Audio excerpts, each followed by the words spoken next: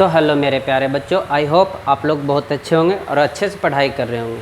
ठीक है बच्चा, आज मैं फिर आप लोगों के सामने एक नया टॉपिक लेकर आ गया हूँ, ट्रांसफार्मर, जो कि ये बच्चा क्लास 12 का चैप्टर नंबर 7 की है, अल्टरनेटिंग करंट की। ठीक है, उस चैप्टर का ये इम्पोर्टेंट है ट्रांसफार्मर। ये जब भी पूछा जाता है तो ये 5 नंबर में पूछा जाता है। ठीक है, और किस प्रकार से सवाल रहता है उसमें कभी कभी ना 2 नंबर में भी पूछ लेता है कि आप ट्रांसफार्मर से क्या समझते हैं, और बीच बीच में इसका MCQ भी उठाकर पूछ लिया जाता है। इसलिए बच्चा यहाँ से टोटल अगर सवाल की बात करें तो आपसे 8 से 10 नंबर की बनने का पॉसिबिलिटी है, और नहीं तो डायरेक्ट अगर एक क्वेश्चन आएगा तो आपको 5 नंबर में आएगा बच्चा, ट्रांसफार्मर को पूरा वर्णन करने के लिए। ठीक है, तो आज मैं ट्रांसफार्मर के बारे में ही पूरा डिटेल में इन्फॉर्मेशन देने वाला हूँ। ठीक है, आप ध्यान को गड़ाए रखिएगा और नज़रों को, और यहाँ से एक एक चीज़ को समझते चलिएगा। सबसे पहले आपसे पूछा जाएगा कि ट्रांसफार्मर से आप क्या समझते हैं। सबसे पहले आपसे पूछा जाएगा कि ट्रांसफार्मर से आप क्या समझते हैं। तो देखिएगा बाबू कि ट्रांसफार्मर होता क्या है। ट्रांसफार्मर, अगर इसका बात करें, ट्रांसफार्मर इसके बारे में अगर बात करें तो ये एक बच्चा क्या है, विद्युतीय उपकरण है। ये क्या है, एक विद्युतीय उपकरण है जो वोल्टता को बढ़ाने या घटाने के काम करता है। ठीक है, तो लिखेंगे यह एक विद्युतीय उपकरण है। क्या है बच्चा, विद्युतीय उपकरण है, विद्युतीय उपकरण है जो वोल्टेज यानी वोल्टता को बढ़ाने तथा घटाने का कार्य करता है। बात आया समझ में। सबसे पहले पूछा जाएगा कि ट्रांसफार्मर है क्या। तो ट्रांसफार्मर एक बच्चा विद्युतीय उपकरण है जिसके सहायता से हम लोग क्या करते हैं, वोल्टेज को या तो बढ़ाते हैं या तो घटाते हैं। वोल्टेज के या तो हम बढ़ाते हैं या तो उसको क्या करते हैं, घटाते हैं। बात है समझ में। अच्छा, अब इसके बाद बात करें कि ये कितने प्रकार के होते हैं। जो ट्रांसफर के बच्चा प्रकार बात करें तो ट्रांसफार्मर के 2 प्रकार होते हैं। क्या करते हैं बच्चों, ट्रांसफार्मर के 2 प्रकार होते हैं। पहला बात, ऊंचाई ट्रांसफार्मर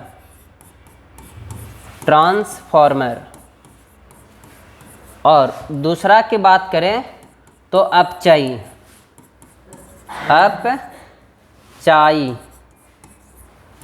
ट्रांसफार्मर।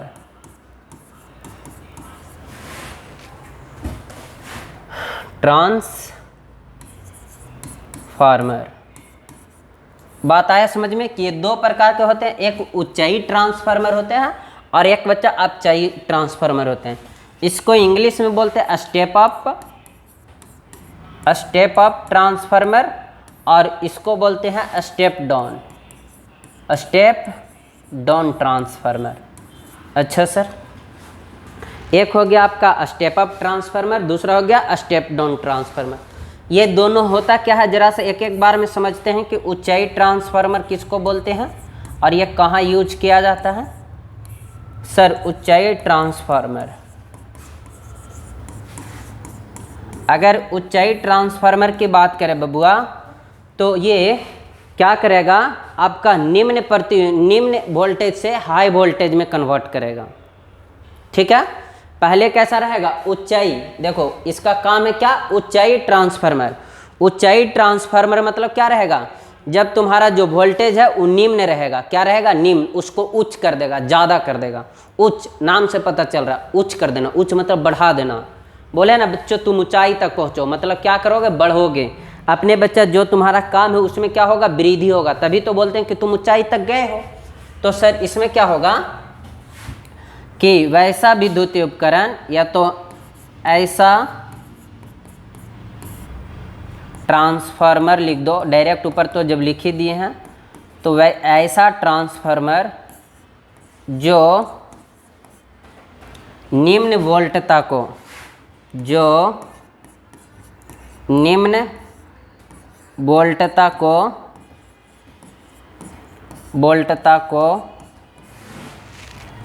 उच्च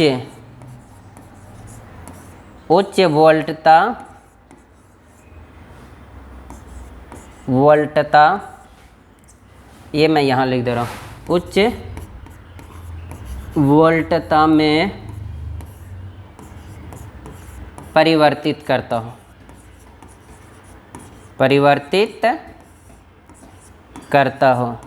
है,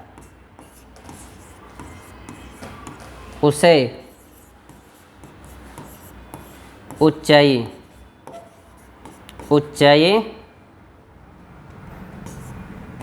ट्रांसफार्मर कहते हैं, ऊंचाई ट्रांसफार्मर कहते हैं। बोलो, बात आया समझ में कि सर ये कैसा रहेगा? पहले निम्न का रहेगा इसका वोल्टेज, और ये फिर क्या कर देगा बच्चा, जब ये ट्रांसफार्मर लगाएंगे तो उसका वोल्टेज को हाई कर देगा। वोल्टेज को क्या कर देगा बच्चों? हाई कर देगा। तो उसको क्या बोलेंगे? ऊंचाई ट्रांसफार्मर। इसमें होता क्या है कि जो नंबर ऑफ टर्न, ये सारा बात आगे भी मैं बात करूंगा, बस इस बात को जहन में सेट कर लेना कि अभी जो बता के जा रहे हैं कि इसमें जो number of turn secondary coil में होगा वो ज़्यादा होगा। नंबर ऑफ टर्न लिख देते हैं एन एस सेकेंडरी। एन मतलब हो गया नंबर और एस मतलब सेकेंडरी, ये ज़्यादा होता है प्राइमरी से। मतलब प्राथमिक कॉइल में, प्राथमिक कुंडली में जो नंबर ऑफ चक्कर होंगे यानी फेरों की जो संख्या होगा वो कम होगा, और दूसरे में क्या होगा? द्वितीयक में ज़्यादा होगा। मैं इसके बारे में और भी डिटेल आगे बात करूंगा, लेकिन अभी बस याद करना कि जो ऊंचाई ट्रांसफार्मर होते हैं उसमें जो बच्चा स्टेप अप ट्रांसफार्मर होते हैं वो तुम्हारा नंबर ऑफ जो टर्न है सेकेंडरी कॉइल में वो ज़्यादा होगा number of turn in primary coil से। कोई दिक्कत? सेकेंडरी मतलब द्वितीय कुंडली में जो नंबर ऑफ टर्न होंगे, फेरों की संख्या होंगे, वो क्या होगा बच्चों? ज़्यादा होगा प्राइमरी कॉइल से, प्राथमिक कुंडली से। कोई दिक्कत? अब थोड़ा सा आगे बढ़ते हैं। ऊंचाई हो गया, अब अपचाई के बारे में बात करते हैं। किसके बारे में बात करते हैं बच्चों? अपचाई के बारे में। तो यहाँ से सेकेंड की बात करें तो अपचाई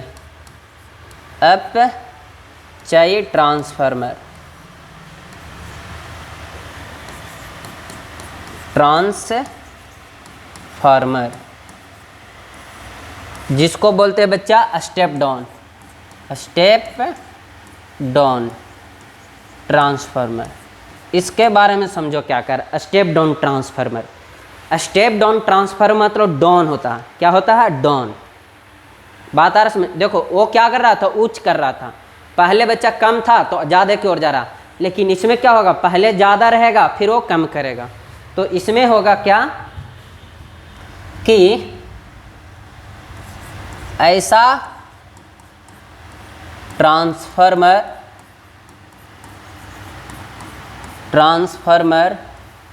जो उच्च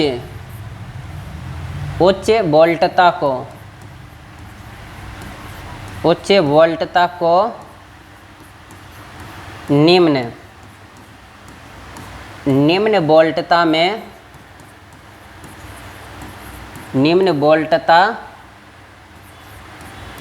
में परिवर्तित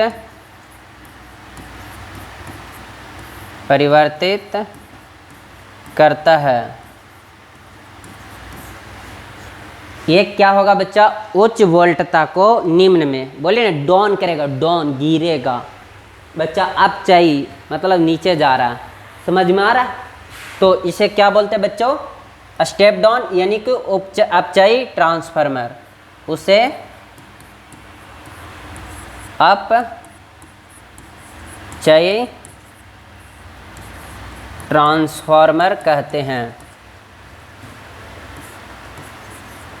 अपचाई ट्रांसफार्मर कहते हैं। ठीक है मेरे प्यारे बच्चों। अब तुम ही लोग ज़रा सा सोच के दिखाओ कि सर ये क्या करेगा, स्टेप डाउन करेगा, मतलब जाके क्या होगा, गिरेगा, घटेगा, क्या होगा बच्चों, घटेगा। अगर अगर अगर अगर ये घटेगा तो जाहिर सी बात है कि प्राइमरी कॉइल में ज़्यादा होगा, जो नंबर ऑफ फेरों की संख्या वो प्राइमरी में ज़्यादा होगा और सेकेंडरी में क्या होगा, कम होगा। पहले देखो ना, ज़्यादा से कम प्राइमरी देखो आगे बताएंगे, प्राइमरी इसको बोलते हैं, अभी मैं छोड़ो आगे बता ही देता हूँ। इस बात को बस याद रखिएगा कि प्राइमरी सेकेंडरी आगे चल के आपको ये क्रिस्टल क्लियर हो जाएगा, अभी आपको टेंशन लेने की ज़्यादा ज़रूरत नहीं है। अब इसके बाद इसका रचना पर आते हैं। किस पे आते हैं बच्चों, इसका रचना पे, कि इसका रचना बनावट क्या है, ज़रा सा समझने का कोशिश करना आप लोग। चलो आ जाओ, इसका रचना की बात करते हैं हम लोग।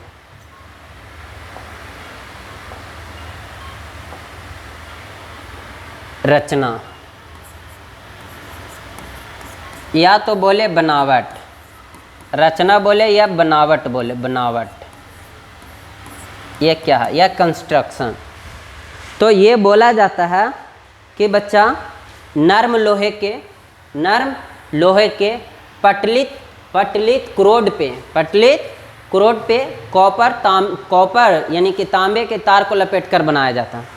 सर यहाँ पर कुछ वर्ड ऐसा आया जो मुझे कुछ नहीं समझ में आया। पटलित क्या होता है, पटलित? तब बाबू पटलित का मतलब इस प्रकार से लोहे के क्या रहेंगे, लोहे को बच्चा इस प्रकार से पतला पतला रहता है और उसको जोड़ के बच्चा एक प्रकार से कॉइल बना दिया जाता है। कभी कभी बच्चों मैंने अपने गांव में क्या देखा था कि चोर आए थे और ट्रांसफार्मर को चोरी करने को कोशिश किए थे, तो फिर उसको जब तेल चोरी गिरने के बाद देखे तो एक छोटा छोटा पतला एक बच्चा प्लेन शीट के जैसा निकलता था, ठीक है। तो वहाँ पास हमको ये देखना है कि वो जो पतला पतला शीट है वो क्या होता था, वही बच्चा नर्म लोहे का शीट होता था। नहीं समझे सर? पटलित कहने का मतलब कुछ नहीं, तो एक लोहे का बच्चा पतला सा शीट होगा, पेज तुम्हारा ना, पेज के जैसा लोहा होगा और उसको 1x1 सबको सटाकर, सबको क्या करके बच्चों, सटाकर एक कॉइल बना दिया जाता है, एक क्रोड बना दिया जाता है। बोलो बात आई समझ में? चलो अब इस पे बात करते हैं कंस्ट्रक्शन में। इसे पटलित, इसको मैं छोटा कर दे रहा हूँ,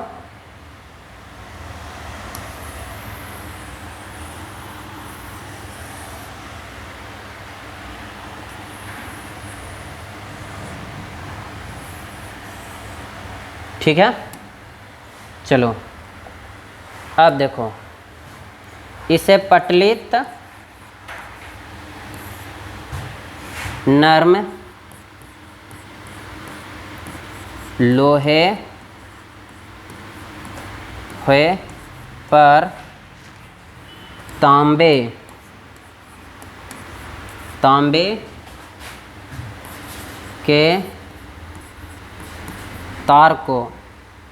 के तार को लपेट कर बनाया जाता है,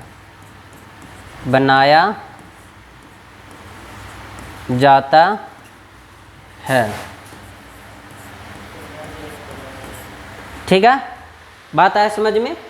क्या होगा, तो छोटे छोटे बच्चा पटलित होगा। अब क्यों पटलित क्यों लेते हैं ये भी आपको बताया जाएगा, ताकि बच्चे उसमें जो भावर धाराएं होती है, ईडी करंट होता है, उसका बच्चा जो लॉस है वो बहुत कम हो, इसलिए उसमें पतला पतला नर्म लोहे के हिस्ट्रेसिस होता है, उसका बच्चा जो लॉस हो वो कम हो, ठीक है।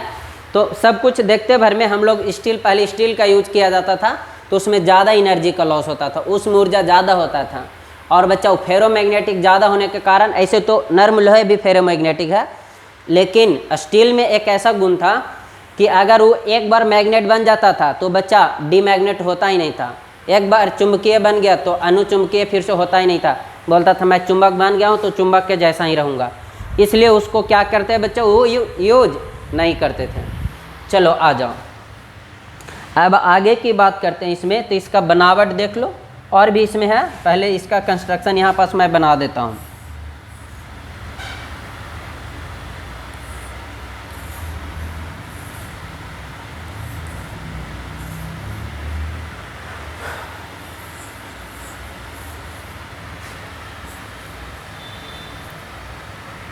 एक सेकेंड।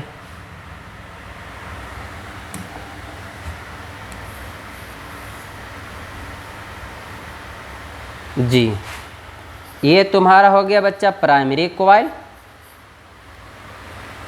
ये आपका क्या हो गया? Primary coil. और ये हो गया आपका प्राथमिक कुंडली। प्राथमिक कुंडली। ये आपका हो गया द्वितीयक कुंडली। कौन सा कुंडली? द्वितीयक कुंडली। अच्छा सर। और यहाँ पास अल्टरनेटिंग करंट एस दिया जा रहा है। एस नहीं, अल्टरनेटिंग करंट वो इस प्रकार से शो किया जाता है। और ये तुम्हारा बच्चा इनपुट है। इनपुट मतलब निवेशी है। निवेशी विद्युत धारा। मतलब इधर से हम जो बच्चा इनपुट दे रहे हैं, क्या कर रहे हैं बच्चों? इनपुट दे रहे, ये इनपुट हो जाएगा इधर, इनपुट। और ये तुम्हारा क्या हो जाएगा? इधर से आउटपुट निकलेगा, आउटपुट।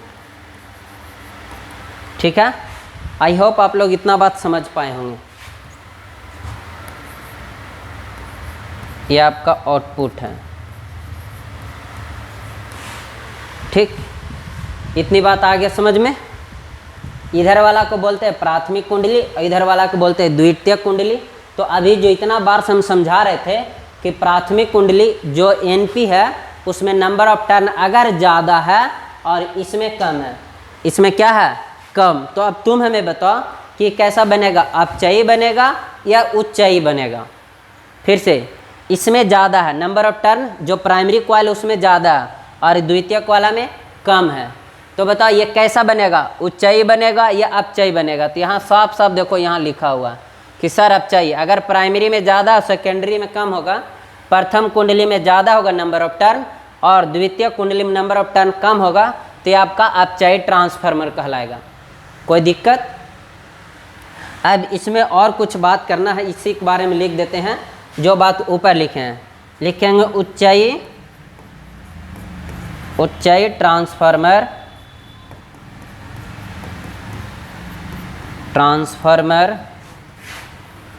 में प्राथमिक कुंडली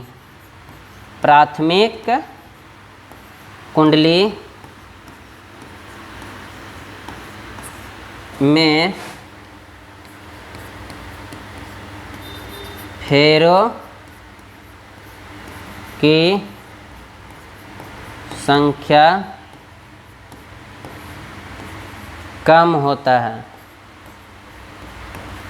होता है द्वितीयक कुंडली से।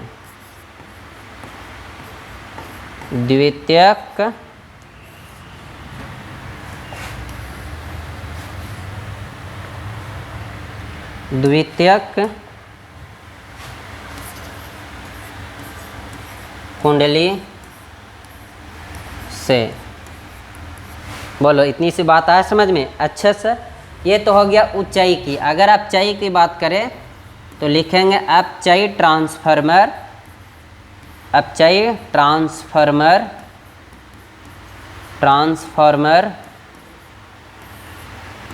में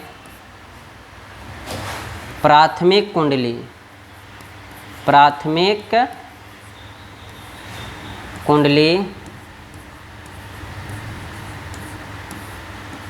में फेरों की संख्या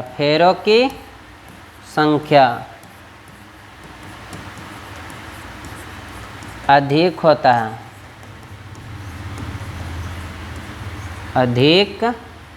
होता है। किससे बच्चों? तो द्वितीयक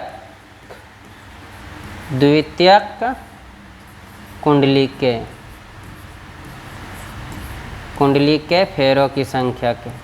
या द्वितीयक कुंडली से। बस देखो, ऊंचाई में बोले प्राथमिक कुंडली में फेरों की संख्या कम होता है।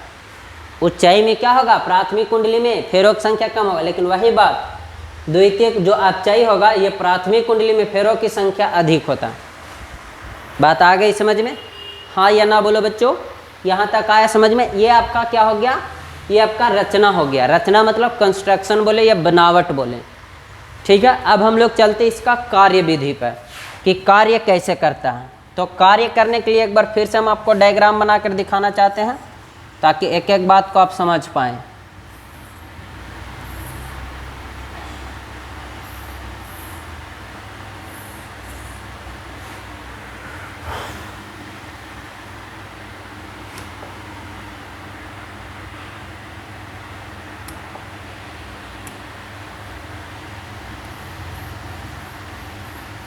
आप लोग देखेंगे ये दिखाई दे रहा है या नहीं दे रहा है, ये आप लोग डिसाइड करेंगे बाबू।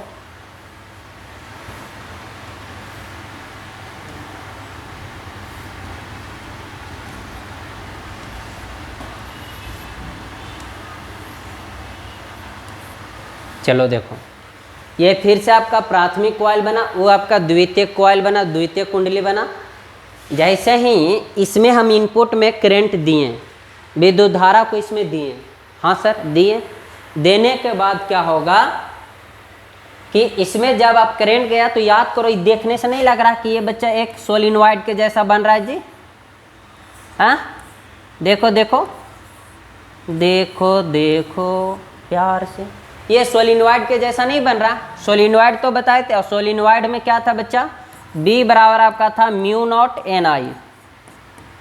अगर हम इसमें जो विद्युत धारा है वो अल्टरनेटिंग दे रहे हैं, कैसा दे रहे हैं, प्रतिवर्ती विद्युत धारा दे रहे हैं।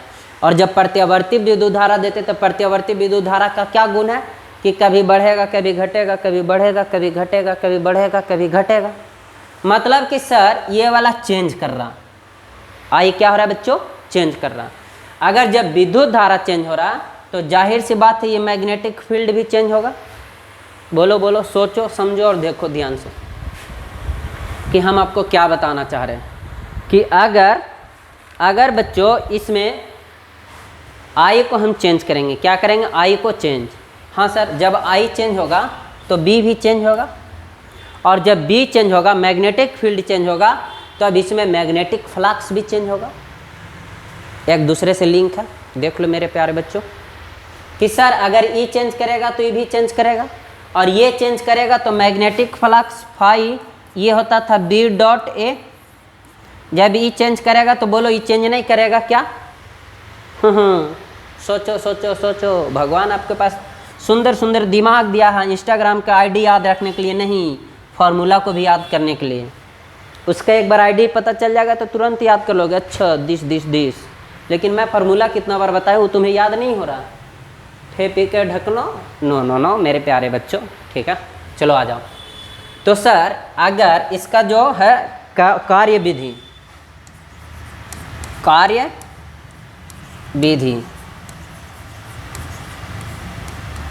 बोलेंगे क्या, कार्य विधि, यदि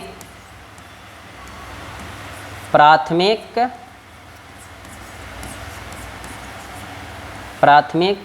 पता नहीं दिखाई दे रहा या नहीं दे रहा, मैं इसी को चेंज कर देता हूँ। यदि प्राथमिक कुंडली में प्रत्यावर्ती विद्युत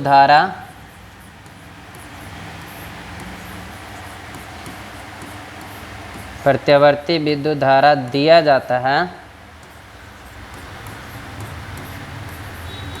दिया जाता है तो प्राथमिक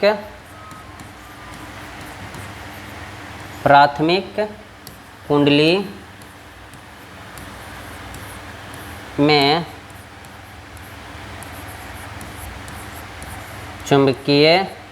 प्राथमिक कुंडली नहीं, द्वितीयक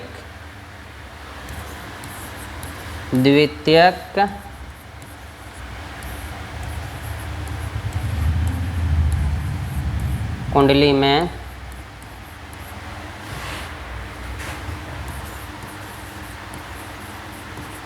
विद्युत नॉट विद्युत चुंबकीय फ्लक्स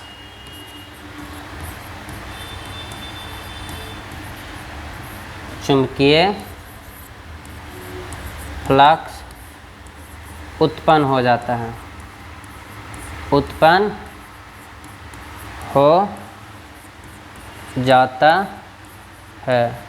इसका सिद्धांत लिखाए हैं, एक सेकेंड मैं देख लेता हूँ। नहीं, इसका सिद्धांत नहीं है, तो मैं सिद्धांत को यहाँ पास, हाँ यहाँ पास लिख देता हूँ। सिद्धांत इसका क्या है बच्चों? सिद्धांत मैं लिखना भूल गया हूँ, अभी लिख देता हूँ। सिद्धांत इसका जो है, यह स्वप्रेरण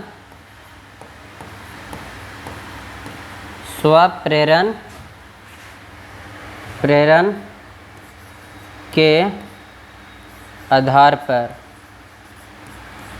पर कार्य करता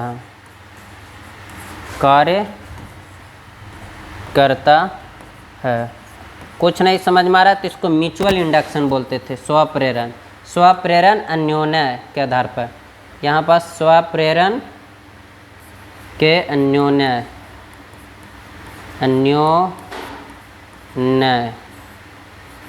के आधार पर म्यूचुअल इंडक्शन।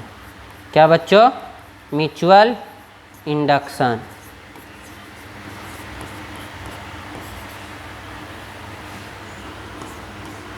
म्यूचुअल इंडक्शन के बेसिस पे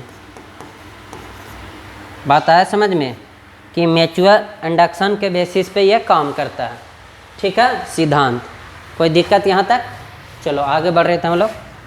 आगे हम लोग कहाँ थे? यहाँ पास फ्लक्स उत्पन्न हो जाता है। ठीक है, कह रहा बच्चा कि अगर हम प्राथमिक कॉइल में, किसमें? प्राथमिक कॉइल में अगर विद्युत धारा देंगे, ठीक है सर, विद्युत धारा दिए तो इसके कारण जो द्वितीयक कॉइल है उसमें तुम्हारा कौन सा? चुंबकीय फ्लक्स उत्पन्न हो जाएगा। और जब चुंबकीय फ्लक्स उत्पन्न होगा तो उसके वजह से फिर इसके अंदर चुंबकीय फ्लक्स उत्पन्न हो जाता है और विद्युत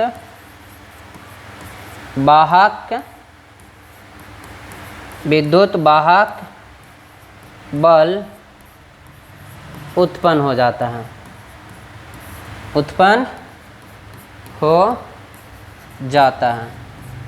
बोलो यहाँ तक आया समझ में? अब विद्युत वाहक उत्पन्न होगा तो जाहिर सी बात है करंट तो होना स्वाभाविक है। वोल्टेज आ गया तो करंट होना क्या है? स्वाभाविक है। तो ये कार्य विधि इतना तक आप लिखिएगा। ठीक है मेरे प्यारे बच्चों। चलिए अब इसमें कुछ मैथमेटिकल है, उसको भी हम लोग समझते हैं। कि जैसे कि मान लो कि इसमें जो टर्न है वो टोटल n है। कितना है? n। और एक से ऐसे मैग्नेटिक फील्ड लाइन से ऐसे होगा। अगर देख लो, मान लो कि इस प्रकार से टर्न है तो सर इधर से इधर करंट जा रहा है तो जाहिर सी बात है ऊपर की ओर होगा मैग्नेटिक फील्ड लाइन इस प्रकार से। बोलो बात आए समझ में? तो जब इस प्रकार से होगा तो इसमें भी अगर नंबर ऑफ टर्न मान लेते n है, कितना है? n। और एक से फाई जा रहा है, एक से क्या बच्चा? फाई हो रहा मैग्नेटिक फ्लक्स। तो टोटल कितना होगा? फिर से समझो मेरे प्यारे बच्चों। मान लेते हैं, माना कि प्राथमिक कॉइल से, किसमें बच्चा? प्राथमिक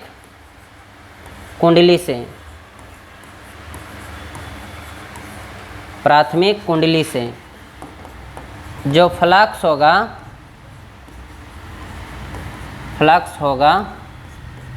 वो फाई होगा। क्या होगा? फाई। ठीक है, तो अब इसमें हम पूछेंगे कि बच्चा मान लो कि टोटल, क्या? टोटल अगर हम यहाँ पास बोलेंगे कि बता दो कुल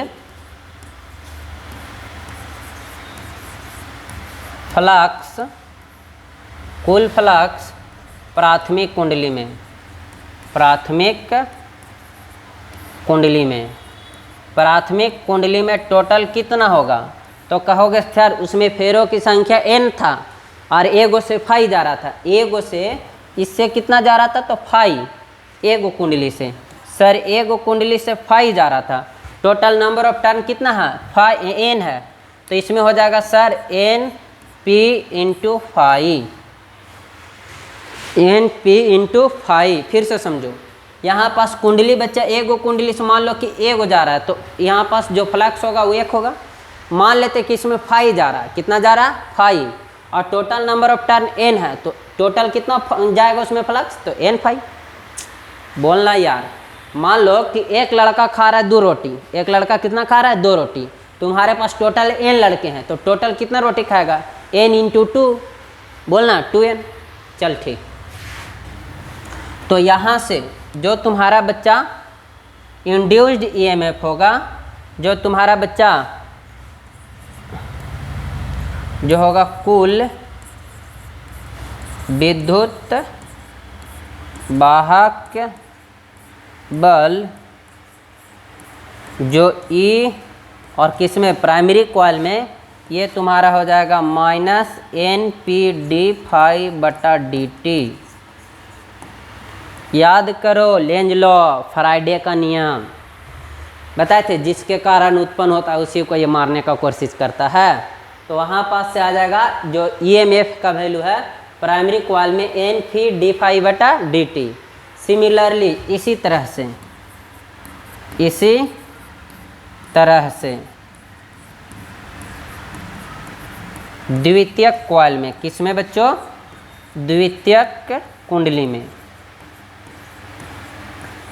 में अगर द्वितीयक कुंडली की बात करेंगे तो इसमें जो आ जाएगा E secondary is equal to minus NS और d∅/dt।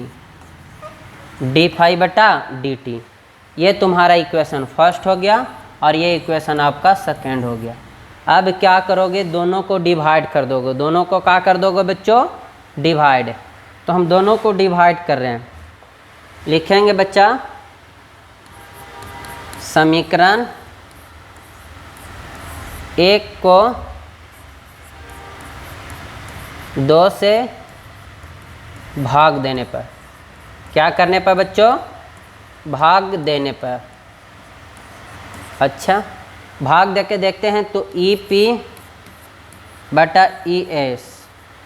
Is equal to minus NPd∅/dt और नीचे में माइनस NS d∅/dt। अब d∅/dt से d∅/dt खत्म, माइनस से माइनस खत्म, तो यहाँ से क्या आ गया कि EP और बटा में ES जो होगा वो NP/में NS। मतलब यहाँ से क्या मिला कि अगर किसी कॉइल में जितना ज़्यादा फेरों की संख्या होगा उसमें उतना ज़्यादा इंड्यूस्ड ईएमएफ बनेगा, मतलब उसमें उतना ज़्यादा विद्युत वाहक बल होगा। बोल हाँ या ना? जितना कम होगा उसमें उतना ही विद्युत वाहक बल का होगा, कम होगा। ये क्या है? ये ही तो है बच्चा विद्युत वाहक बल, जो वोल्टेज के जैसा काम करता था। बोलो, यहाँ तक आया समझ में? अब थोड़ा सा और आगे बढ़ते हैं। अगर आपसे बोला जाएगा कि बस 5 नंबर में ट्रांसफार्मर क्या है, ट्रांसफार्मर के कार्य विधि का वर्णन करो, तो आप यहाँ तक कीजिएगा, आपको 5 नंबर मिलेगा। लेकिन बच्चों यहीं से कभी कभी MCQ में भी पूछ लेता है और 2 नंबर में भी पूछ लेता है सवाल, तो हम थोड़ा सा आगे बढ़ते हैं। अब आगे देखिए क्या होगा कि अब आगे बात करने जा रहे हैं आदर्श ट्रांसफार्मर के बारे में। किसके बारे में बच्चों? तो आदर्श ट्रांसफार्मर के बारे में। सर आदर्श ट्रांसफार्मर क्या होता है उसके बारे में सुनो। आइडियल ट्रांसफार्मर, तो आइडियल ट्रांसफार्मर उसको बोलते हैं जिसमें बच्चा जितना हम इनपुट दिए उतना हमको आउटपुट मिल गया, एनर्जी का लॉस बिल्कुल नहीं हुआ, तो उसको बोलते हैं हम लोग क्या? आदर्श ट्रांसफार्मर। नहीं समझे? मान लो कि अब तुम हमको दे रहे हो बच्चा कि चलो इस आदमी को देते हैं 100 रुपया, और तुम्हारा आदम A to Z 100 रुपया के ही काम करके आ गए हैं। कोई कोई ऐसे भी स्टाफ होते हैं जो तुम 100 रुपया दिए हो 90 रुपया का काम करेंगे, 5 रुपया को 10 रुपया को चोरी कर लेंगे, तो तुम्हारा बताओ अच्छा होगा? नहीं। तो वो प्रकार का नहीं। ट्रांसफार्मर क्या है कि आइडियल, आइडियल मतलब बच्चा आदर्श है कि जितना इसको देंगे उतना ही ये काम करेगा, मतलब input is equal to output. अच्छा सर, तो यहाँ से अगर बात करें हम प्यारे बच्चों, तो इसमें क्या होगा, आदर्श आमीटर में जो पावर होगा इनपुट का, वो पावर होगा किसका? आउटपुट का। ठीक है। और पावर बराबर पढ़े हैं, शक्ति बराबर पढ़े हो, शक्ति बराबर सर P बराबर VI, P बराबर VI। तो V जो पावर होता है VI, तो मान लेते हैं V मतलब EMF वाला। अभी बताओ विद्युत वाहक बल्ब EMF वाला प्राइमरी का, तो यहाँ पास करंट भी किसका होगा? प्राइमरी का। और ये आउटपुट कौन देता था? देखो आ जाओ आ जाओ आ जाओ,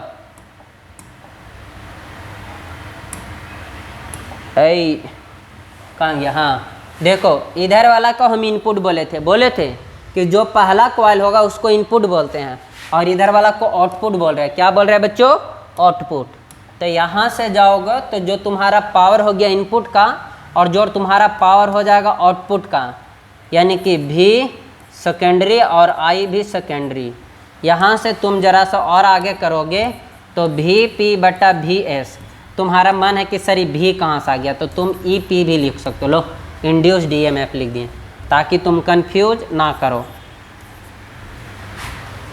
अब यहाँ से EP में ES इज इक्वल टू क्या हो जाएगा? IS और बटा में IP।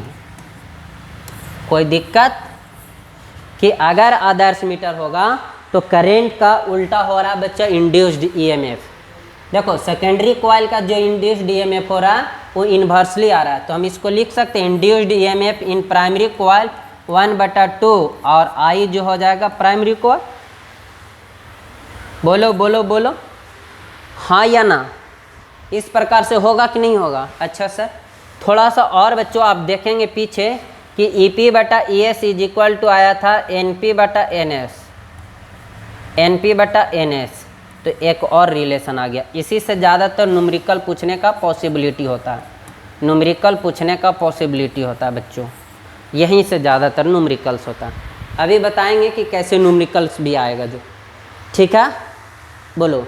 अब यहाँ पास एक और आता है दक्षता, जिसको हम लोग इफ़िशियंसी बोलते हैं। क्या बोलते हैं? इफ़िशियंसी, जिसको दक्षता बोला जाता है। आ जाओ इफ़िशियंसी के बारे में बात कर लेते हैं। सर दक्षता, तो दक्षता क्या कहता है जरा सा सुनेंगे। इसको इंग्लिश में बोलते हैं इफ़िशियंसी, इफ़िशियंसी। ये क्या कहता है बच्चा? जरा सा ध्यान से समझो। कहता अगर किसी भी कुंडली में जो बच्चा तुम्हारा आउटपुट हुआ और जो इनपुट हुआ उसका रेशियो क्या कहलाता है? दक्षता, इफ़िशियंसी कहलाता है। तो लिखेंगे निर्गत शक्ति, निर्गत शक्ति और निवेशी शक्ति, निवेशी शक्ति के अनुपात को